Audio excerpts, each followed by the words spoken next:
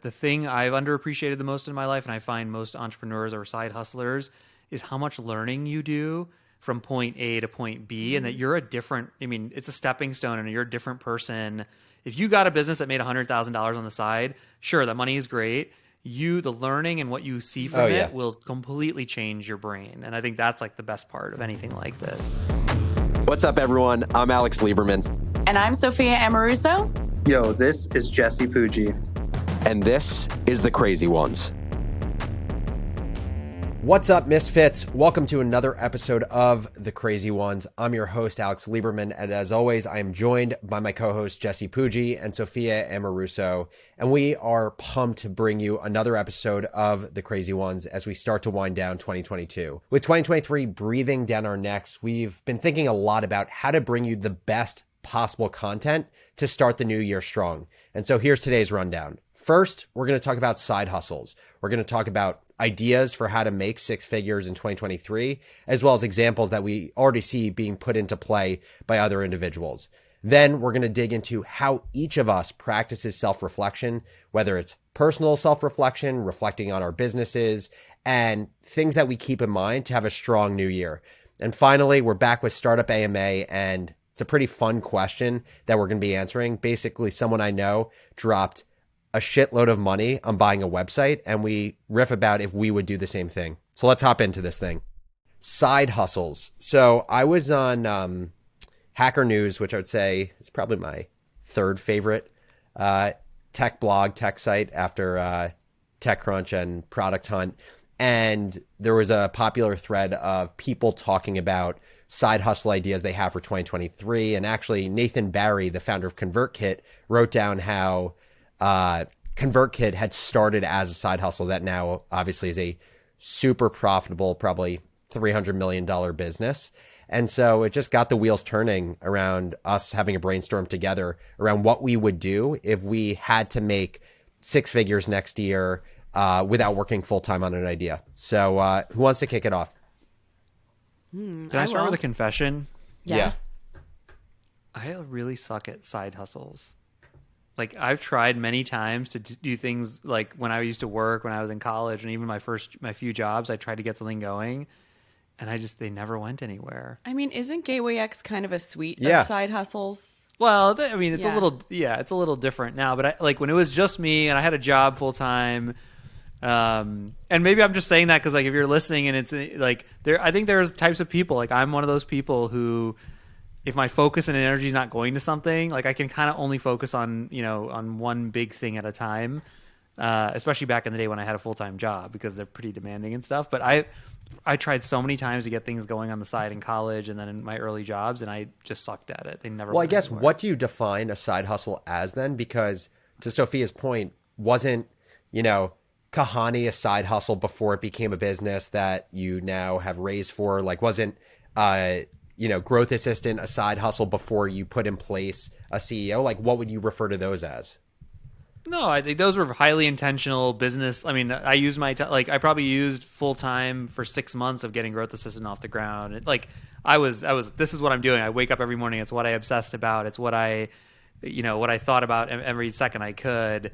And for whatever reason, that's how I'm wired. I like every time I try to go like, okay, this is what I'm focused on. And then this little thing on the side, it just never worked for me. But by the way, for what it's worth, I think that's a very Jesse thing. It's not I think I have lots of friends and people I've interviewed and other things who they are great at getting something going on the side.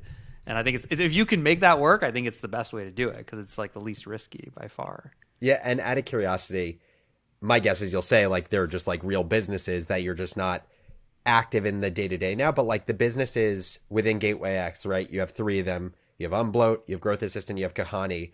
What do you consider the two that you're not running the day-to-day of now? Businesses that you put in an operator? Yeah, they have management. I mean, they have several people who's their full-time job. It's what they obsess over. So I think typically a side hustle is something as an individual you're doing on the side.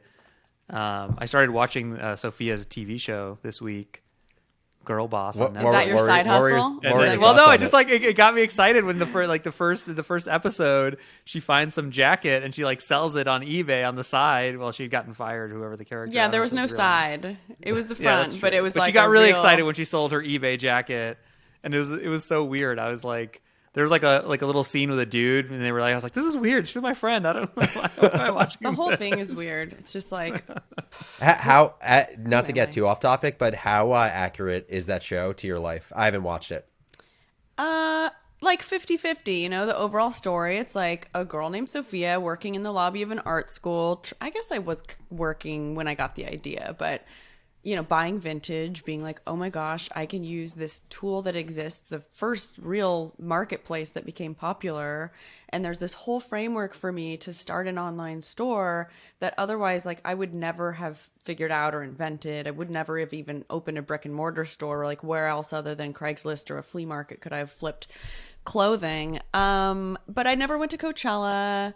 I never had that best friend. My mom was not. Well, don't like, tell a me, dude. loser. I'm watching it now. My Dude, mom don't wasn't ruin like a it. loser alcoholic. I don't know. They made things a little bit more dramatic. I mean, of course they were dramatic, but they made up some different drama. And I thought it was cute. And I thought it was. But it was to come back on topic. It was a side hustle for you. I mean, you had I some guess kind it of was in crappy the hourly beginning. It job, was- and you started flipping It was. clothes. It was. But it's interesting. It almost feels like, Jesse, like your view, I don't know if this is exactly true, but you're like calling something a side hustle if it's not as intentional about it becoming a business, because I would say, like, I'm not judging it. I'm just saying every time Yeah. I tried, when I worked in One Wall Street, I tried to get this like media site going on the side. Do you remember the whole F My Life like yeah, website? It was like an early thing. And then it was like we bought all these domains like My Life is Finance and My Life is Black, My Life is Jewish, and it was supposed to be like basically offshoots of that to get people to post funny puns about their little subsegment. Yeah. It never went anywhere. I still own the domains. It never went anywhere. But- Like it by was the just way- I couldn't get myself to focus on it. It's nice foreshadowing for us talking about your domain story in like 30 minutes. But Sophia, what's your view on side hustles? Like, do side hustles work for you? Do you have the same definition as Jesse? Not everything, but a lot of what I start is not as, it could be more strategic. Business class was actually a really strategic effort to build a side hustle, but it has kind of, after a year and a half, become a bit of a front hustle, which I'm trying to figure out how to change. And even though we only launch it on a cohort basis twice a year, the amount of push and prep that takes and promotion and ad creation and ad strategy creation is a lot. And so I'm putting business class on Evergreen, which I haven't talked about or announced, but that'll happen at the beginning of next year, which, you know, I'm going from, wow, I have the summers off. I only launch this twice a year to, okay, it's on all the time, but it's on drip, right? Someone can join. Yeah. It's a rolling enrollment period. It's a little maybe more passive, but we have to keep onboarding people and keeping them happy in the first several weeks as they join. So wait, out of curiosity, so what it is- became a bit of a front hustle. And What assumptions did you get wrong that led it to being far more of like a full-time job / business than you thought it was going to be when you started it? I mean, it wasn't for the first year and a half. I took like half of last year off. I bought a house in Kauai. It did so well. I took the summer off, right? I was on an island 5 months out of the year. I think it has to do with the world opening up. It has to do with the economy. It has to do with the shift in the business. Online courses, there was a big boon. Everybody was at home, and that's really changed. So I don't know if it's the amount of work, it's the amount of effort to re-strategize the business and to make up for lost revenue this year, unfortunately. And so in terms of the side hustle, there are still ways for me to not just try to bring in new students, but also provide low ticket offers or workshops to people that are $150. And, you know, eventually they're excited to learn from me or someone else, and they become part of the business class world. And they, you know, then upgrade to business class, which is a huge investment. It's $2,000. And also there are opportunities. I mean, again, it could feel like a side hustle, not to build like a YPO type thing, but yes, small groups that pay more than the cost of business class to join. And I hire like a few coaches to mentor them, but that doesn't necessarily have to be something where I'm building, you know, what Sam Parr is trying to build in like a $200 million business. So And he's talked about that. It's not super under the radar anymore. He Well, talked about now it it to my isn't. students. Alex, let's get into the brainstorm. What are your ideas? Yeah. I wanna So share some. I jotted down 5 ideas that I'll run through quickly from I would say normal to ridiculous. So the first idea that I jotted down was, and I've been thinking about this for a little while, and I would say the way that I generally think of like ideas or like moving forward with ideas is I know that I have like a constant abundance of ideas. And so I don't try to hop on an idea the first day or week that I have it. I see like, does it stay around for 6 months and longer? And so this is an idea which is specific to my neighborhood, but I think can grow. And the idea is starting a mobile dog grooming service as a side hustle in Hoboken. So the notion here is like Hoboken is the 4th highest density city in the US, which I didn't realize. Wow. The demographic is what I like to call like Dog Central and the Stroller Battalion. And every dog owner that I've talked to does not have loyalty for a dog grooming place in town. And so the idea I literally went through the costs of all this stuff. The cost of getting a dog grooming trailer is $63,000 a year. And I just started making assumptions like if we get 5 dogs a day just on the weekends or 5 dogs a day on the weekdays, and we charge them $60 and the cost of labor, the groomers, $22 something an hour, the payback period could be anything from 6 months to 3 years. 3 years if like we only do it on the weekends and we can't charge nearly as much for the dog. But I just think there's such an opportunity here because dog parents will do anything for their dogs. People don't have affinity for groomers. Most groomers are mom and pop shops.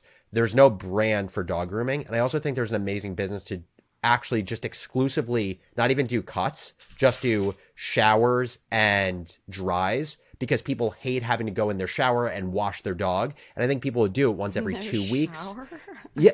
Yeah, that's what we do. We bring Rambo into our shower. You have a big dog. You have a bigger dog. Yeah, he's a 55-pound dog. Are like hamsters. And he hates it. There's a whole blow drying process. And also, like, you don't need skilled labor if you just do washes and blow dries. So the thought is start this in Hoboken. And then the real idea is then what if we create a YouTube channel around this? Once it's operational, hire in a young first-time hungry entrepreneur to run this business and document the entire process. And if there's appetite for it, ultimately, like at the end of the day, if you turn every company into a media company, all of a sudden monetization can grow into also like ad dollars and not just the business. So that's one idea. Or franchise, create a franchise Exactly. around it.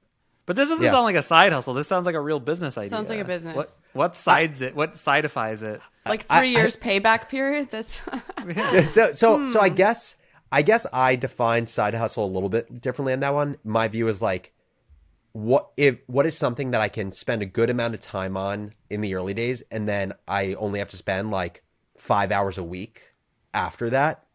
And to me, that once it gets to 5 hours a week, it's side for me. It's not the full thing; it's the side thing. I'll give you one other example that I think is more of a side thing. Actually, 2. One is, this is the ridiculous one: getting my honeymoon sponsored. Carly and I are planning our honeymoon. I'm not actually going to do this, but there's part of my brain that thought about this.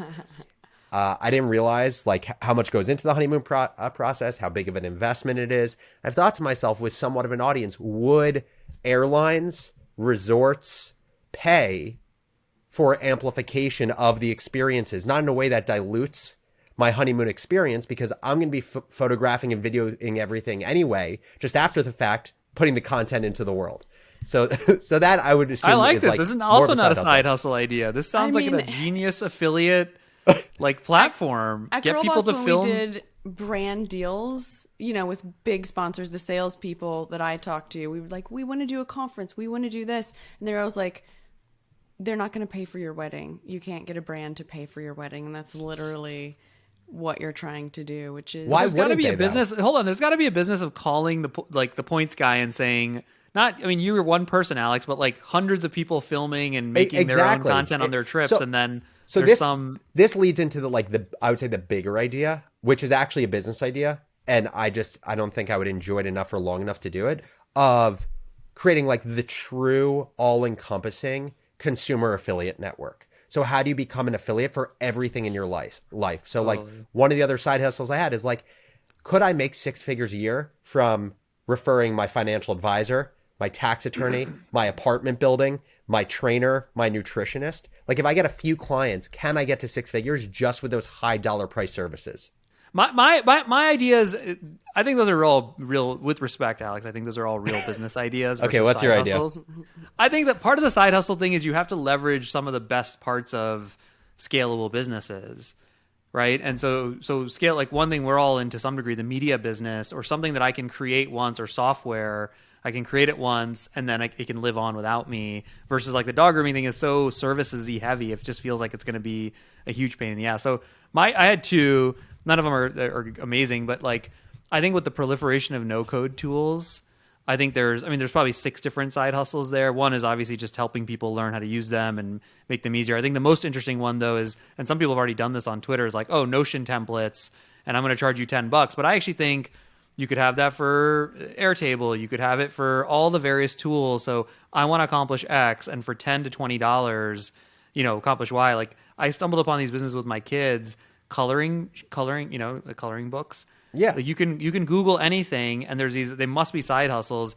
You can download like a coloring of Mickey Mouse or Wizard of Oz or something random, and you pay like $1 every time. So it's just like outlines of the thing that you can download to color. Because my kids are bored, and I'm like, they want to color something. Okay, here you guys go. I printed this out. I paid $1. They're good. They're high quality. But anyway, the same thing for essentially all the no code stuff, which I think is just like, you can make 1 a week or 2 a week and then sell them, basically show up on Google. And that's one version of it. This is what Thomas Frank does. Thomas Frank, the YouTuber, he shifted from having this like massive productivity channel that has 2 million subscribers to he was like, I'm going to niche myself down to just be the Notion guy. And so he creates videos on YouTube, has a channel now for Notion, has 130,000 subscribers. And he's doing, I believe, something like $150,000 a month in Notion template sales, 90-something% margin. And whatever you do in the world, if you're sitting there, you're an accountant or you're a pet person or whatever it is, everybody needs a template for something in their life that's important that you probably understand and have that unfair advantage. That's how I would think about it. And then the other idea I had, so we bought a business in 2018 called My Subscription Addiction.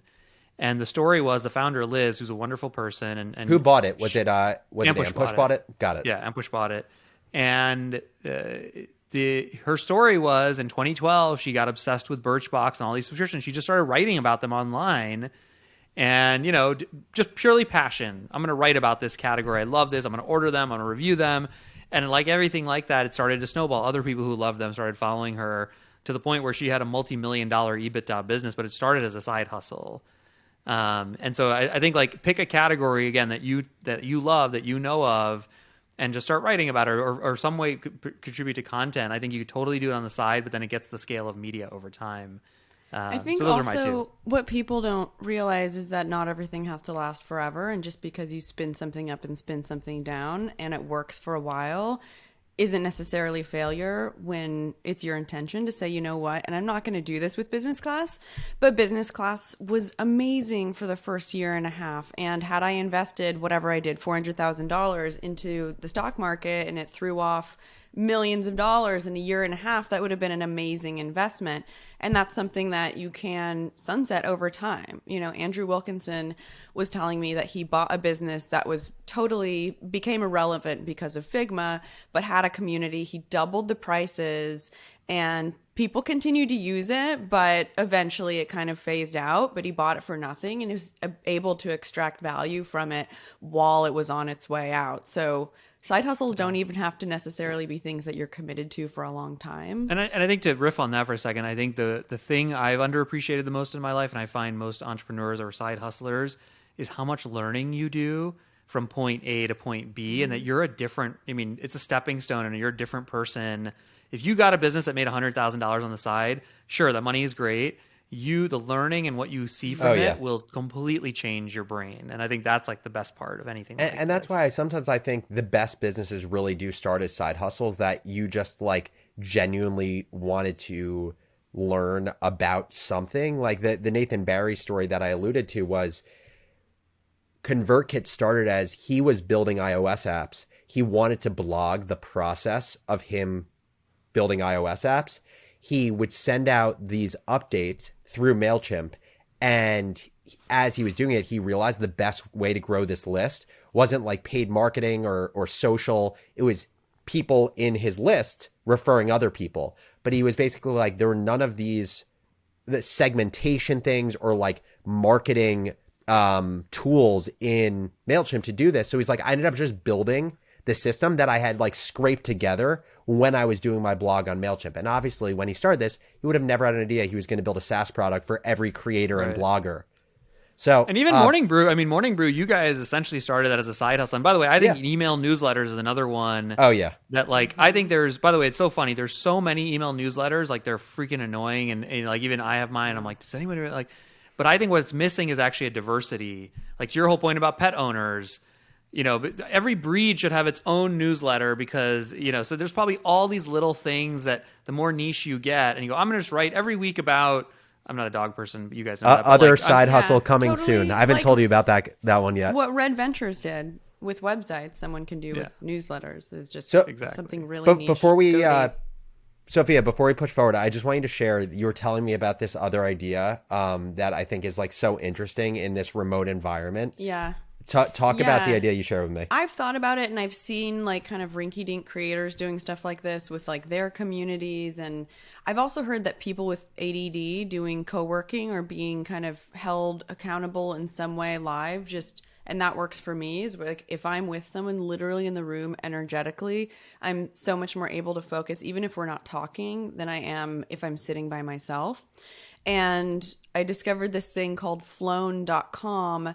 And it's wild that they raise money because they're basically just creating Zoom groups of people who can join for a period of the day. And so they have different sessions all throughout the day. They have deep dives. I think they have like 5 a day, and that's 2 hours of silent work. And you state your intentions at the beginning. You do like a so absurd. It's a business stretch in the love middle. I love but it. You're just sitting in silence and there's other people's faces, but you're like, okay, this is what I'm doing. It's almost like being on the phone or, on a podcast. It's like the singular thing. You're not focusing on the group, but you're committed to focus because in the same way you go to a yoga class, people are there doing yoga and you're, look kind of bad if you leave, even if you want to, So they have power hours, which are an hour sprints that you can do with people. They have something called Takeoff, which is a 20-minute morning ritual where you set your intentions and do something a little bit more woo-woo and kick off your day with that. And then they have like drop-ins all day long where you can just like drop in, be like, okay, this is what I'm doing. So I subscribe to it. I missed my drop-in this morning. I think they're in Europe, so the hours are a little bit different. But like, why would you raise money for that? You could stand that up. It's like a distributed kind of non-membership, non-personal, almost like a YPO or something, like a touch and go YPO.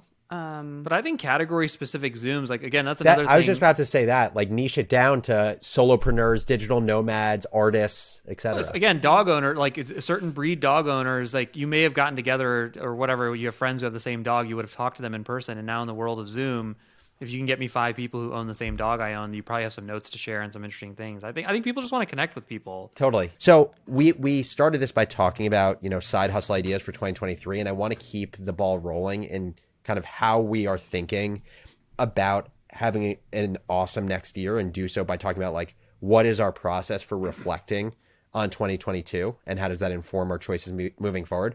So I want you guys to start by sharing just like, what do you guys do to reflect on your year in a way that helps inform your year moving forward? Jesse, do you have a process? Yeah, I do.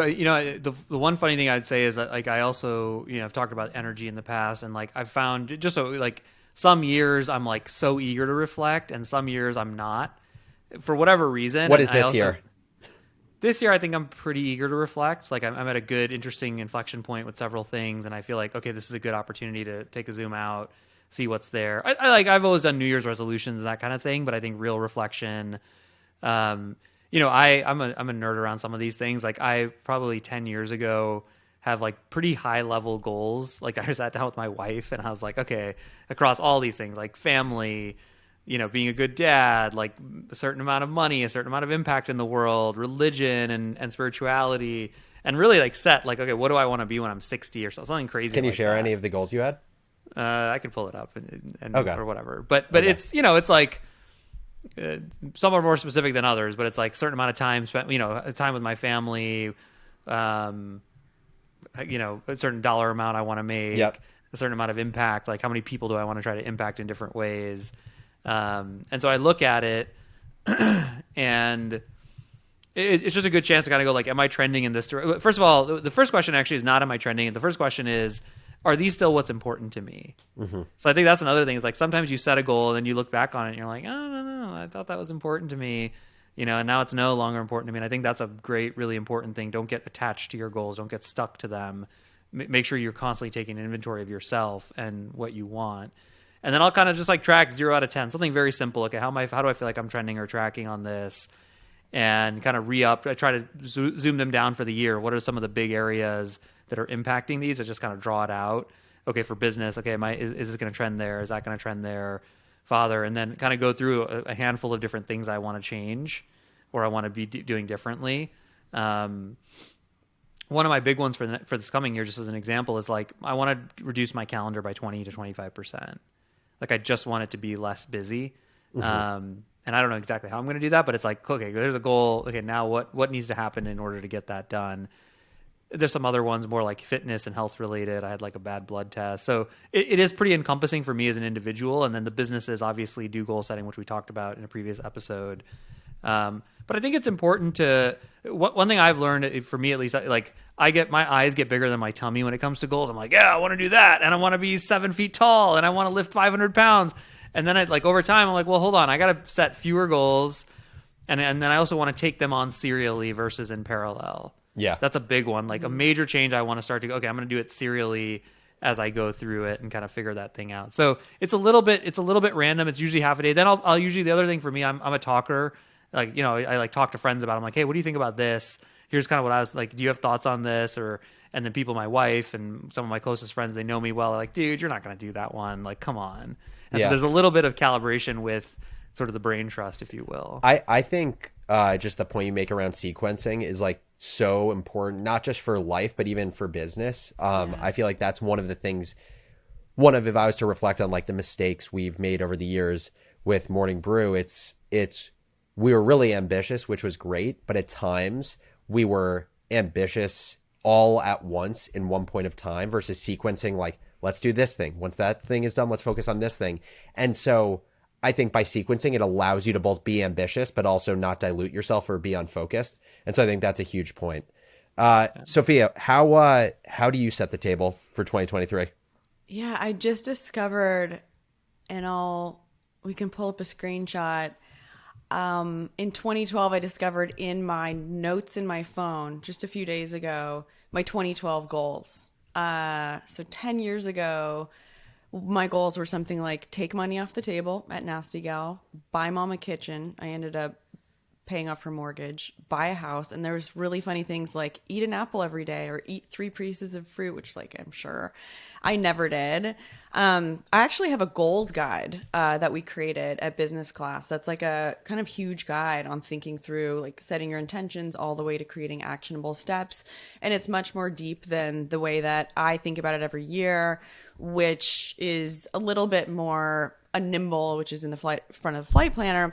And I go through what I want to quit, what I want to learn, what I want to have, what I want to start, what I want to stop, and then what I want to be. Then go through intentions. And so those intentions, the categories for those is personal, health, career, adventure, home, and spiritual. And at the beginning of last year, I did that. I think I don't know if I burned it or I kept it. I tore it out of something and I put it in my journal. My journal has a bunch of pages that aren't even bound because I shove in so many notes and then often never look at them again. But I think I did keep this. And at the end of every year, I think it's important to reflect, right? Like, did I achieve these things? That's kind of where you start. And Alex, I really loved your method. We talked about this and it really inspired me also. There's so many ways to do this, but yeah, your method talks about what gave me energy and what took my energy. And by the way, this is the most unscientific method ever. no, I love it. I mean, And it made me realize, like, I know what doesn't give me energy, but Yeah. shit, heading into 2023, what gives me energy? Like, I was like, ugh. Tell us yours, because I love it. And what I'll say is I've probably definitely done this fewer times than you guys, because I've never done this. This is the first time you're I did like it. 28 and Yeah, we're old. Oh, yeah, poor because guy. I'm The basically still in age. high school. No, I locked myself in like the lounge in our building, kept my phone away, and I wrote down the questions that I try to reverse engineer. Like, what questions can I ask myself that I think will lead to a relatively good compass of how I want to spend my time? So I asked myself 6 questions. What gave me energy in 2022? What did not give me energy in 2022? What do I want to do more of in 2023? What do I want my life to look like 10 years from now? So similar to the Jesse question, except I guess I said 10 years from now. It sounds like you asked like 40 years from now, or maybe you're a little older, so 30, 20 years. I had to punch that. Zing. Smooth. 5, what would a successful 2023 look like? And 6, what would an unsuccessful 2023 look like? And just to get specific, because I feel like, I don't know, I always latch on to specificity, I'll just share a few things that came up for me. So what gave me energy this year? A few things, and I'm live reading this, so I may have to live edit if there are things that will get me in trouble for saying. What gave me energy is feeling like I'm taking care of my body. What gave me energy is building something from scratch that solves a problem I'm excited about. What gave me energy is surprising my fiance with gifts and planning new experiences, being silly and playful, growing as an interviewer, feeling like I'm in control or on top of my finances, my health, and my mind. And then there were a number of others. And then what did not give me energy or took away energy, the feeling of not being disciplined, the course that I taught this year, the Strategy for Creators course, I didn't really get good energy from that. Calls and meetings with people where I don't feel like I'm learning or growing. Worrying if I have enough money and how much I lost in the markets this year. And then what do I want my I life just to... forgot my Fidelity password, so I have no idea. That's probably, honestly, that'd probably be a good thing to happen to me. And then what do I want my life to look like 10 years from now? And so I wrote down, it's funny, I didn't know the categories you use for intentions in your flight planner, but I would say mine were relatively similar, other than spiritual, because maybe I'm a little bit spiritual, but I'm not religious. But I wrote down family, friends, work, self, wealth, health, and miscellaneous. And just to give an example, like, what do I want my life to look like 10 years from now? 3 healthy children, 1 to 2 dogs, a partnership with my wife defined by love, respect, and shared values, and spend as much time with my family as I desire.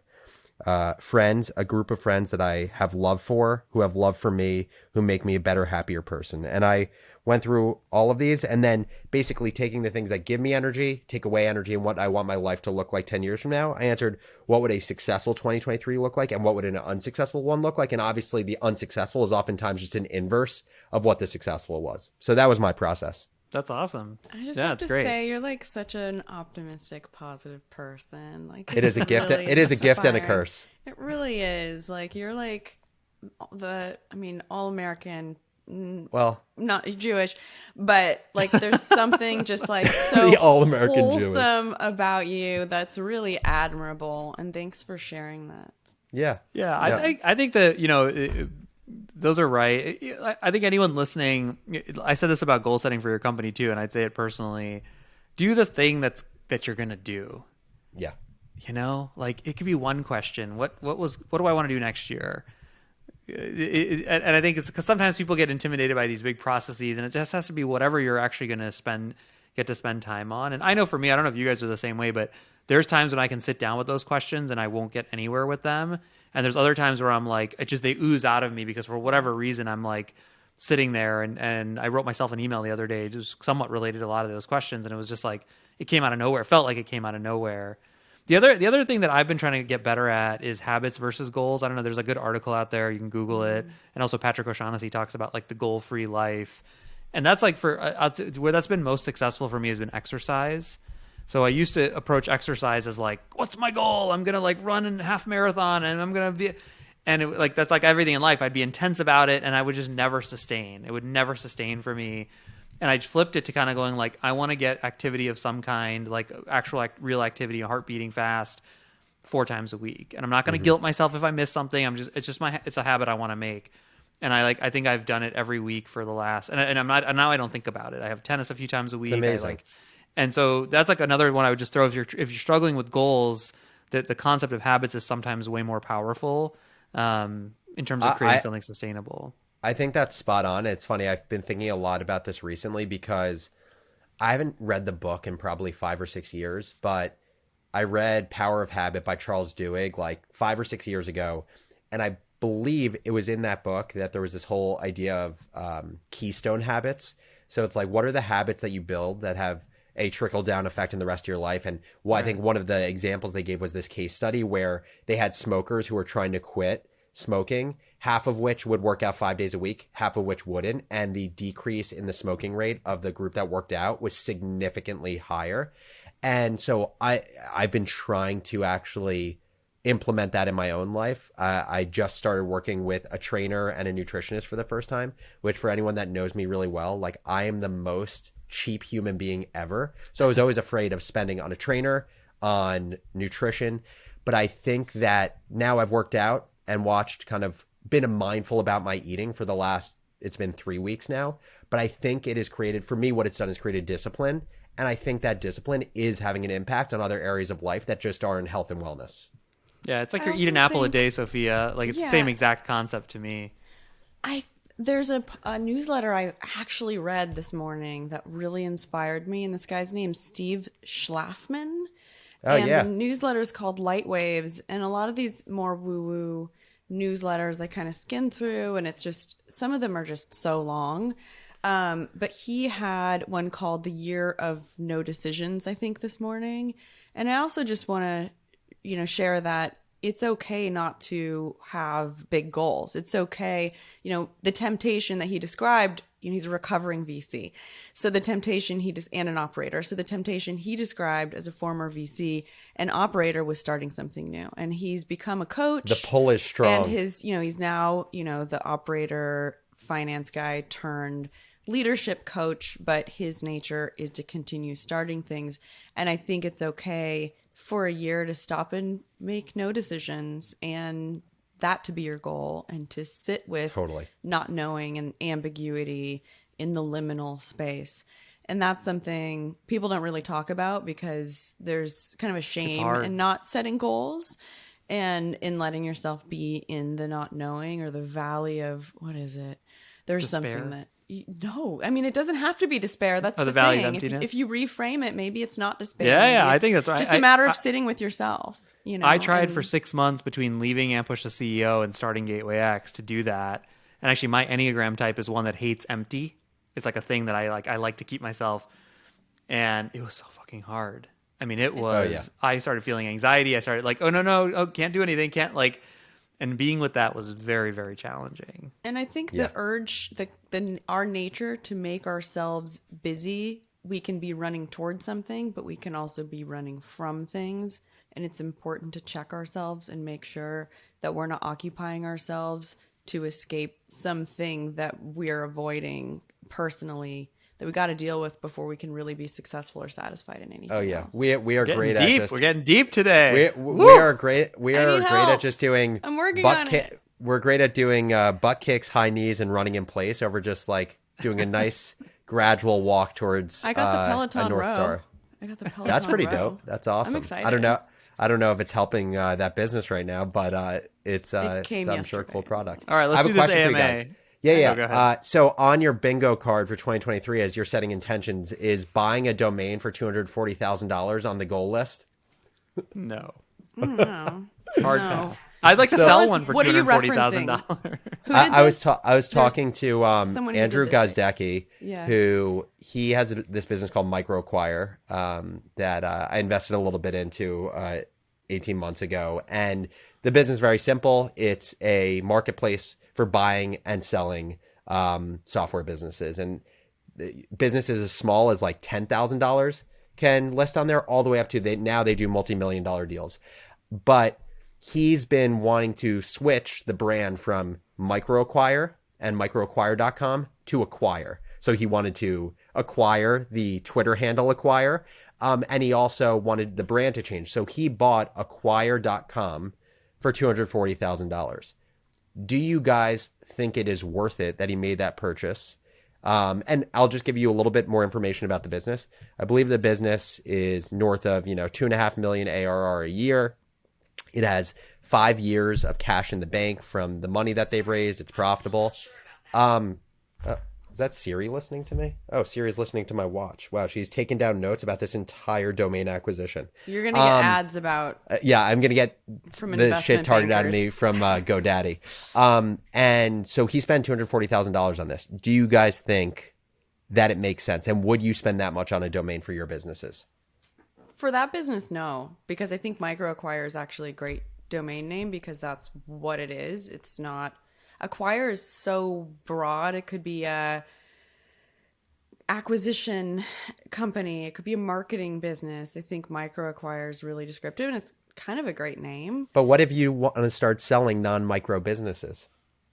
Maybe. Yeah, for a B2B business like that, I wouldn't do it. I mean, Andrew's a super bright guy, and I think the conclusion I would draw from him is like, if you make the most of it, I'm sure it can be a very good decision and high ROI decision. I wouldn't do it. It's just expensive. It feels like a really big bet that doesn't. What else could you do with that bet? What else could you do with that money? But it doesn't for consumer businesses like, I don't know, grocery.com or things like that. Like there's it's such a huge opportunity from a brand building perspective for something like that. It makes much more sense to me. But for a, I don't know, microacquire.com, I don't think there's any differentiation in terms of who's the buyers or sellers that it's going to change all that much. Didn't you sell a domain for 5 figures? I did. What? Tell the story. The story, well, like lots of entrepreneurs, I have a bad habit of buying domains that I think of in my head, and I'm like, one day we'll do something with this. And I own way too many of them. But obviously if you're buying domains, you try to find a theme that you're early on that you think is going to become huge, and you start buying domains related to it. So we were on the bleeding edge of Facebook back in 2010 and 11. They had this thing called Open Graph, and it was all about like, what are your friends like? What do you like? Like before Facebook ads were Facebook ads, they were this like referral concept that Zuckerberg came and announced, and it was this huge thing. And it was all about the graph. So I was like, ooh, graph. That word is going to become everywhere. So I bought like adgraph.com, audiencegraph.com. Like I bought everything graph.com, and I got a ping from someone who was just like, hey, I'm starting a startup and it's going to be called Audience Graph. Can I buy your domain? And I sold it for 5 figures and a little bit of equity. It was wonderful. So that was the worst thing for my habit though, because then I was like, this has had massive ROI. Oh, no. Do you think it's a scummy thing to squat on domains? No, I don't think so. I think it's bad when you're running really garbagey ads. Yeah, it can be. I guess it's all about how you do it. Yeah. I have a story. Let's hear it. So I bought a bunch of domain names when I was thinking about naming Nasty Gal, and one was like iHeartVintage.com, and the other one was like TheVintageStylist.com. I didn't know what I was going to end up doing, but I bought NastyGalVintage.com once I left eBay, and it took off. But we stopped selling vintage, or we introduced more than just vintage, and I needed NastyGal.com, and as you could guess, the person who was squatting on that domain was running ads for videos of like what you might consider nasty gals. And I had to contact this porn domain broker anonymously. I want to just say that if you're looking to buy a domain name, just make some random email address. If it do not have any name or email address associated with a successful business, because they will jack up the price. So I contacted them anonymously and I bought it for $8,000. Nice. It was a great investment. But we didn't own nastygirl.com. And even after buying nastygal.com, people call me Sophie, they called it Nasty girl sometimes, and so these girls would be like, Grandma, I really want this dress. Check out this Dad, check out this dress. Poor grandma. And they type in nastygirl.com, and it was a memory that none of them will ever forget. Is Nasty Girl still a porn site? And that's got to be like a pretty valuable. I would have to think that's oh no, Nasty Girl is owned by Nasty Gal. Oh, good for them. Yeah, I just went to Nasty Girl and it redirected. That's not how I spent the company's money when I was there. Okay, so to wrap this thing up, if for entrepreneurs, like on the topic of domains, when do you think it does make sense to fork over a good amount of money for a domain? Like what are the contexts where that actually could be a smart move? I think you have to be a huge business and a consumer-oriented business, and the brand has to matter a ton. And I just think you can get so far with getdetergent.com and buylights.com. Like I just think you get so far with these slightly different names. I think be smart with your brand name. Like, go look for domains that exist before you name your business. I was going to say, it sounds like it's a creativity problem. Yeah, how much they cost to buy before you start your business. Don't start your business with a bad name and then have to, retrofit a better domain name after the fact. Totally. Yeah, like the reason people gave when I asked about this was it could lead to a traffic bump if you get like a high traffic domain. But the question I always have in my head is like, say you could buy a website that has 25,000 page views a month to that domain already. What could you do with that $25,000? Like, could you just buy just as much traffic or more using that money you would have invested in the domain? And then other people have said for trust, like if you're in low trust industries, it can make sense. So a guy has this business, rivalry.com. He used to have rivalry.gg, and his view was he's in the esports betting space, which has a ton of customer distrust. They don't know what are like legal esports sites versus illegal ones. And his view was like a .com was actually a symbol of stability for that space, which I think could make sense. But overall, yeah, I'm of the belief like be really creative with your business name and you can probably come up with something that you can get cheap in the early days. Any final words before we sign off for this episode? No, this was fun.